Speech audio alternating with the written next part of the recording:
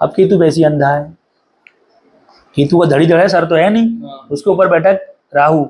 तो राहु अपना दिमाग लगाता है, तांत्रिक दिमाग, ऐसे कर, ऐसे कर, तो तुम पैसे होंगे तुम्हारे पास तो भी क्या करेंगे, वो पैसे बर्बाद कर देगा। राहु दिमाग दे रहा है ना, तो राहुल चंचल है, आदमी को चंचल बनाते रहेगा, और ये तो मुद्दी बैठा रहेगा। तो उस समय पे तुम्हारे दोस्त यार परिवार वाले तुम्हारे साथ धोखा करना शुरू कर देंगे। अब वो व्यक्ति सेंसिटिव हो जाता है, क्योंकि उसका तो केतु है, वो तो बेचारा सेंसिटिव रहेगा, वो तो पूछते रहेगा मेरे साथ ये धोखा हो गया, वो धोखा हो गया, बिजनेस में धोखा, हर जगह धोखे धोखे। वही व्यक्ति क्या करना चाहिए कि माता छिन्नमस्ता के अनुष्ठान करे, छिन्नमस्ता की साधना करे, तो केतु को और राहु को, या माता धूमावती की, ये दो ही देवी हैं, दोनों में से किसी की साधना उपासना चालू करे तो ये कंट्रोल कर देंगी, कंट्रोल हो जाएगी। जैसे राहु केतु का दोष कंट्रोल होगा, व्यक्ति का विवेक, दूसरे ग्रह जो हैं वो उसे काम करने लगेंगे, और जब काम करने लगेंगे तो उसका विवेक बुद्धि जागृत हो जाएगी, और जब विवेक उसका जागृत होगा तो उसके धोखे कम होंगे। कुंडली में किसी भी तरीके को, हर व्यक्ति के साथ धोखे होते हैं, लेकिन जिसको अपने जीवन में विवेक जागृत हो गया, गुरु दीक्षा ले ली समझो, या गुरु मंत्र कर लिया, या फिर आपकी चेतना मंत्र कर रहे हो, आपकी चेतना जागृत हो गया, आपकी बुद्धि जागृत होगी, तो फिर आपके साथ धोखे नहीं होंगे, आपके साथ ग्रह गोचर भी कंट्रोल में रहेंगे। दूसरी बात, अधिकतर सब लोग क्या करते हैं कि जैसे ही उनके पास फाइनेंशियल प्रॉब्लम आती है, वो भगवान शिव की तरफ भागते हैं और शिव की उपासना चालू करते हैं, शिवलिंग पे तेल चढ़ाना, शिवलिंग पर जल चढ़ाना, और ओम नमः शिवाय मंत्र का जाप करना। ओम नमः शिवाय मंत्र का जाप नहीं करना चाहिए, आप ग्रस्त में हो तो। ओम नमः शिवाय वैराग्य लाता है, साधुओं का मंत्र है, साधु उसको जाप करते हैं, नागा जाप करते हैं उसको। आपको क्या करना चाहिए, भगवती का जाप चालू करना। ग्रस्त में हो, भगवती का कोई मंत्र पकड़ो, उसका जाप चालू करो। महादेव का करना है तो स्वर्ण आकर्षण भैरव करो। स्वर्ण आकर्षण भैरव क्या करेंगे, आपको धन की प्राप्ति करेंगे। और सबसे बड़ी समस्या इंसान के जीवन में धन ही है ना। अगर धन है तो आप किसी भी परिस्थिति से लड़ने की क्षमता है आपके पास, और धन नहीं है तो आप नहीं लड़ सकते। एग्जाम्पल के लिए किसी गरीब पे तंत्र कर दिया, किसी अमीर पे कर दिया, अमीर ज्यादा देर तक लड़ेगा क्योंकि उस पर धन है, गरीब बेचारा नहीं लड़ पाएगा क्योंकि धन नहीं है। समझे? तो कुंडली के संबंधित साधना, सक्सेस करना है, जैसे किसी व्यक्ति को सफल होना है, आपका बिजनेस सक्सेस करना है, तो उसको कौन सी साधना करनी चाहिए? साधना तो उसको करनी चाहिए अपने सफलता के लिए।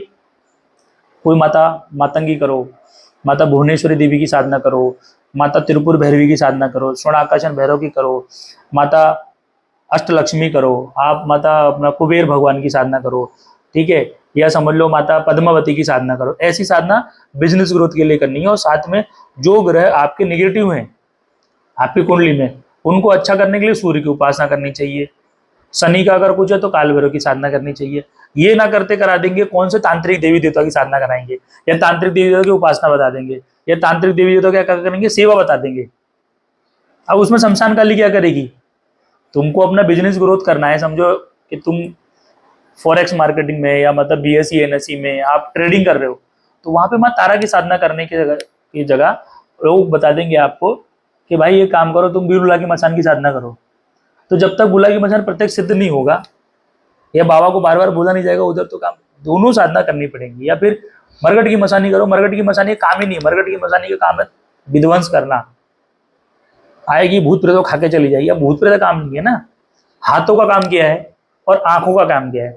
हाथ अपनी जगह पे काम करते हैं, आंखें अपनी जगह काम करते हैं, कान अपनी जगह पे काम करते हैं, ठीक है। तो जो देवी देवता के फ्यूचर्स हैं, वो ये समझना है कि किस देवी देवता से क्या मिलने वाला है हमको, और आपको क्या चाहिए, उद्देश्य क्या है हमारा, वो करने के बाद आगे करना चाहिए।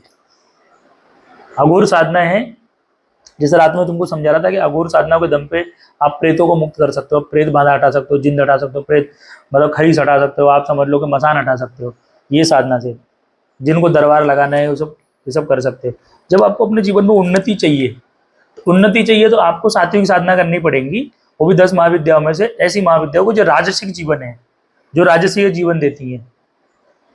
एक तामसिक है, एक राजसिक है, तो राजसिक वाली करनी पड़ेंगी। माता कमला करो, मातंगी करो, त्रिपुर भैरवी करो, वो राजसिक और वो भी है, त्रिपुर सुंदरी करो, ठीक है। अब कर क्या रहे हैं, कर कुछ और रहे हैं, मांगते कुछ और है भगवान से। हमको अथाह धन चाहिए और मांग रहे हैं वैराग्य वाले मंत्र जाप कर रहे हैं। अघोर में जाके बैठ गए कि अघोर मंत्रों से सिद्धि होगी फिर धन आएगा। यही गलत होता है। ये तो सबसे बड़ी समस्या यहाँ पे आ रही है ना। समझे? ये कहते हैं सबसे मेन चीज होती है जीवन में गुरु। अच्छा तुम देखना, भारत में कोई भी भगत समृद्ध है क्या? उसके परिवार में परेशानी होगी, वो खुद गरीब होगा, क्योंकि वो किसकी उपासना कर रहा है, वो किसकी साधना कर रहा है। अब माता चौकानंद मसानी का मैं ले लेता हूँ एग्जाम्पल। तो गुड़गांव में 2 देवियां, एक तो शीतला माता, एक चौकानंद मसानी है। अगर कोई सोचे कि चौकानंद मसानी उसको धन कमा के देगी तो एकदम गलत सोचता है। जब तक उसकी सिद्धि नहीं होगी जब तक तो नहीं देगी, लेकिन माता शीतला जरूर देगी, क्योंकि वो सात्विक देवी है। और तुम देखना जितने माता शीतला की उपासना करने वाले लोग होंगे ना, उनके घर में सुख शांति होगी, कंपेयर टू माता चौहान मसानी की करते होंगे। दोनों की करते होंगे तो अलग बात है। चौहान मसानी तो एकदम तामसिक देवी है, तो उग्र देवी है, तो शीतला माता करने के बाद माता चौहान को साधना चाहिए। लेकिन डायरेक्ट भगत लोग क्या करेंगे, बलि पे बलि दे दे के भूत हटाते हैं। तो माता चौहान मसानी तो भूतों की देवी है, ऐसे हटाती है, ऐसे बांधती है, बांध बांध के डाल देती है कुएं वगैरह में। शीतला माता क्या करती है, रोग मुक्त करती है। आपकी काया अगर रोग मुक्त है तो आप धन कमाने के सक्षम हो जाओगे।